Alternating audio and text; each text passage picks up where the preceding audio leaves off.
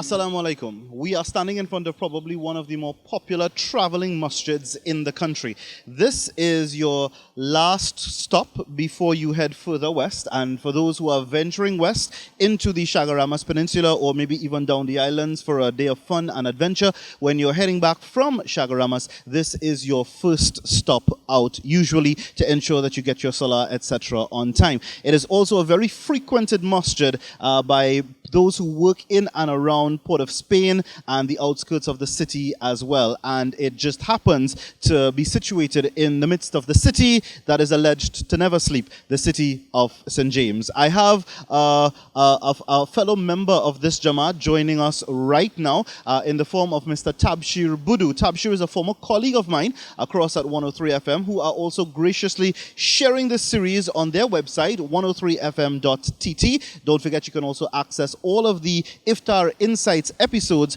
on Fuzz Events and Entertainment and Impressions Studios social media and digital media platforms. You can check us on YouTube, Facebook and Instagram as well. For now though, let's say Assalamu alaikum and welcome to Brother Tabshir Boodoo, who will give us a little history and insights before he welcomes us officially to the St. James Masjid. Assalamu alaikum, Tabshir. Wa alaikum assalam wa rahmatullah, Brother Fuzz, of Fuzzy Entertainment and crew. My dear brothers and sisters, Ramadan Kareem, and welcome to the St. James Jamaat. As you see behind me here, of course, the structure that will be visible to you, traversing along the Western Main Road, as Fazeer so nicely put it, the Travelers Mosque or the Musafir Masjid. Yes, we could term it that as well. Behind me here, you would see the normal structure being as it is, fenced all properly and so, but something noticeably different, and maybe to the awe of people from since back in 1927, of some 92 years ago. The structure itself, the mosque, is facing east, facing the Qibla, the area which we have to pray as Muslims, our 5-time daily salat, and of course during the holy month of Ramadan, the Taraweeh, the special Taraweeh salat as well. This masjid was built in 1927, some 92 years ago. Actually, the age of the mosque is the age of which the donor, Haji Gokool Meah Sahib, had passed on at 92, and inshallah may he receive much more than 92 years of blessings going to him in his state of barzakh and so on. Maybe a term for our non-Muslim viewers that you may find out about later on as this wonderful and informative series continues throughout the holy month of Ramadan. Thank you very much, Tabshir, and do stay with us as we continue to explore the intricacies and inner workings of the iftar traditions here at the Haji Gokool Meah Masjid in St. James.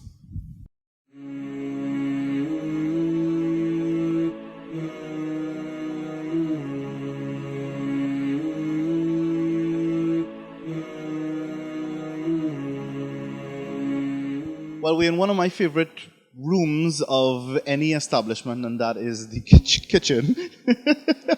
That being said, though, welcome back to Iftar Insights episode 6 here at the St. James Masjid on the main road in St. James, Western Main Road in St. James. I have with me a panel of experts in the kitchen, especially so during the month of Ramadan. I have Auntie Aklima, I have Uncle Umar, and I have Sister Anisa, who are all with us here today to shed some light on how St. James manages to put together its mammoth iftar initiatives and dinner every single night during the month of Ramadan. Now, I noticed that you all have a board, the notice board, where all the names are listed of the persons or families in particular who are sponsoring each nightly iftar. Tell us how that works. After I manage to negotiate to get a date, how does it work? Do I sponsor? Do I bring the food on my own? Do I cater the food, or do I pay the Jamaat and they then prepare the meals? How does the system work here? It depends, because what happens, you cater the food on the outside. And however you want, if you want to cook the food at home and bring it, that is no problem. Right? But most of the people right now on here, they cater the food on the outside. And what they do, they bring it, they put it here, and from here, we on the outside, serve, distribute on the outside. Okay, but the option does exist if I wanted to cook at the masjid. I do have that option? No, we don't want to cook in the masjid. We kind of breaking from that in a little bit, because everything hasn't set up properly as yet. Right? to say, but okay, we're gonna cook and we have the stove and everything there ready. But maybe inshallah by next year we're supposed to be kicking it. Okay, so it's really either you cater or you prepare the meals externally and bring to the masjid, the meals and of course the iftar plates, etc.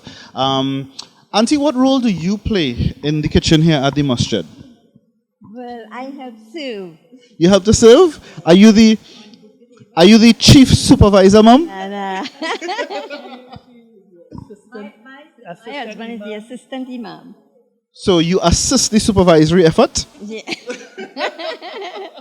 And We have a sisters group form up, right? So Anissa is one and I am one and Hasina, right? So we take before the Ramadan start, we had a meeting and we told the sisters and them what they have to do. Well, they have to be in the kitchen to organize everything.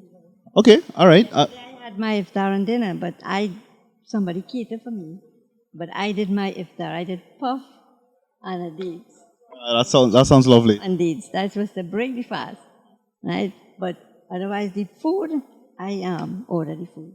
Okay, wonderful. Alhamdulillah. And Sister Anissa, what role are you playing tonight? I heard you being described by Auntie and Uncle over here as the young lady who makes the best cup of tea in the St. James Masjid. So come and tell us about this recipe. Come, nobody is looking and nobody is going to see, nobody's going to hear you. What is the recipe for this best cup of tea? Well, I don't really make a special tea. We have the tea bags and the milk and everything is outside on the table and you will make it to suit. Or if you want assistance, I can help you.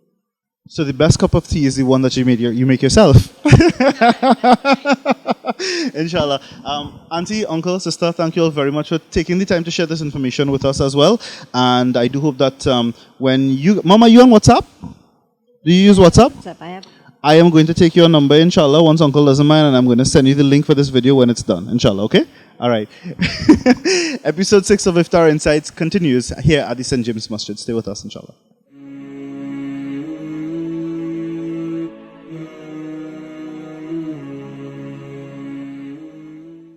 Well, brothers and sisters, we do hope you have enjoyed that earlier session with the sisters there and giving us a nice indication of, how things are done here at the St. James Jamaat. Well, today in our country and many parts of the world, we recognize Mother's Day. However, in Islam, there's no real Mother's Day, as there's a hadith that is reported, one of the sayings of the Prophet ﷺ, that a Sahaba had asked him, after Allah Azza wa Jal and the Prophet ﷺ, whom should we give our love and care and honor to? And the Prophet ﷺ replied, your mother. The question again was asked, and the answer was, your mother. And of course, the third time, you guessed it, the reply was exactly the same. And at the fourth time, the reply was then, your father. So there is many that can be extracted from that, but in priority, in essence, you give and pay honor and tribute and homage to your mother in a very significant way, and so Islam very much encourages this. As a matter of fact, it is also said that heaven lies at the feet of thy mother, and the pleasure of thy father is the pleasure of the Creator. And so we aim as Muslims to please our parents, from whom we've come through the mercy of the Creator. And inshallah, these are just one of the things that, we try to do during this holy and blessed month, become more involved in our deen, trying to please our Creator. And in so pleasing our parents, we are able very successfully to do that. So inshallah, may Allah grant us that ability to do so. Sitting in the backdrop here, you would have seen over the last few episodes that there would have been a collective effort in terms of the prayer sessions, the discourses given, the lectures and so on. But at St. James, it is uniquely different in that everyone has their own individualistic way of offering their prayer or their ibadat or their way of remembering Allah subhanahu wa ta'ala. And so that freedom continues to exist even in this Ramadan in 2019. And so it is something that, at the end of it all, we will all convene by congregational dua to offer and signal the end of the fast, following which everyone in the Jamaat would be able to enjoy the iftar and break their fast. Following that, then the azan and so would be called. And you would see that this transgression has taken place in some of the other Jamaats that you may have visited and look forward to visiting in the future episodes. It's just to make things a little more holistic, easier for everyone, and more enjoyable in the sense that it is not a rushed feel on our brothers and sisters who have engaged in a fasting period for well over 14 hours and so on here in our country.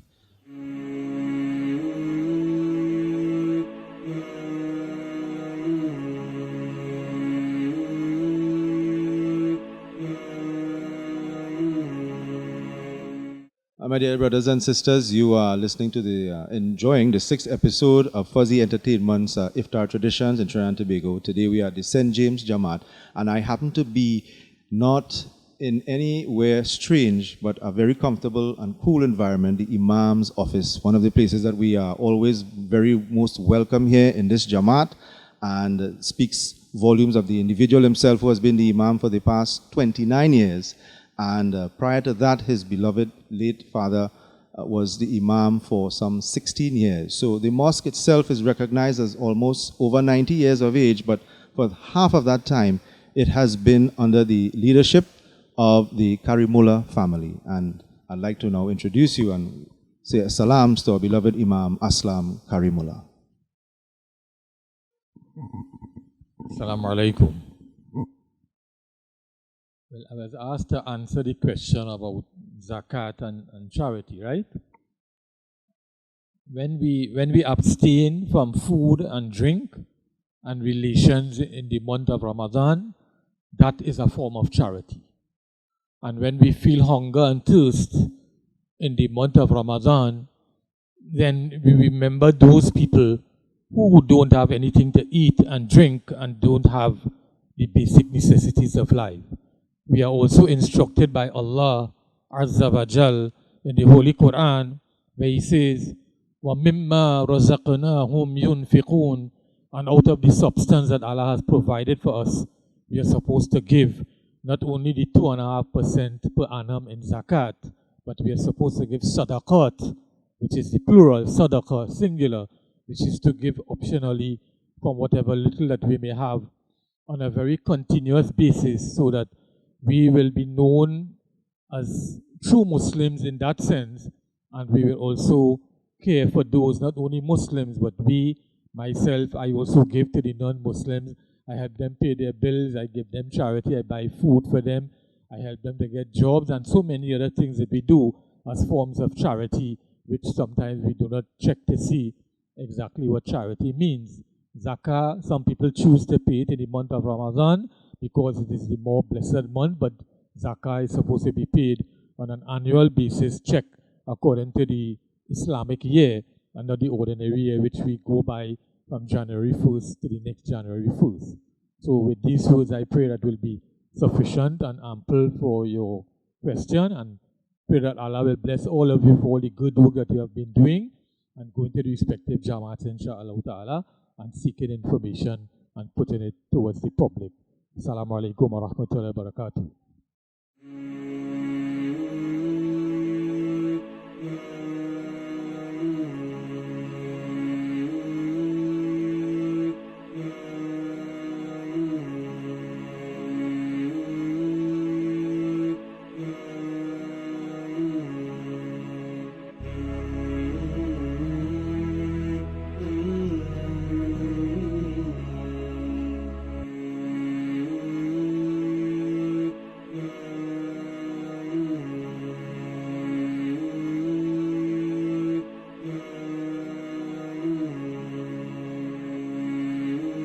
The Prophet ﷺ was known for being the most charitable person.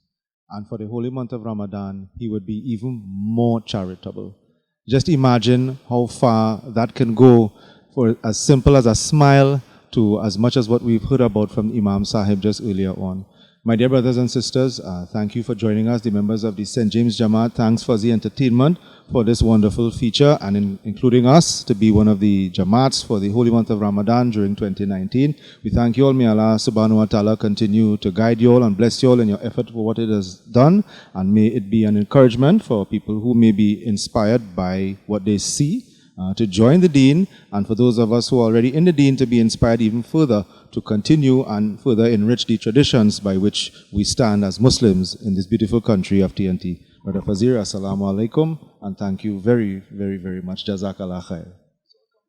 Most welcome, Tabshir. Don't forget, brothers and sisters, ladies and gentlemen, to subscribe to the YouTube channel for Events and Entertainment. Be sure to check us on Facebook and Instagram as well. And you can access the full playlist of all of these videos on 103fm.tt, where you may even be able to catch up with some vintage photos and audio clips of this young man sitting next to me here as well, who was the head honcho, one of the head top announcers at 103FM back in the day. So, Jazakallah khair, Brother Tab.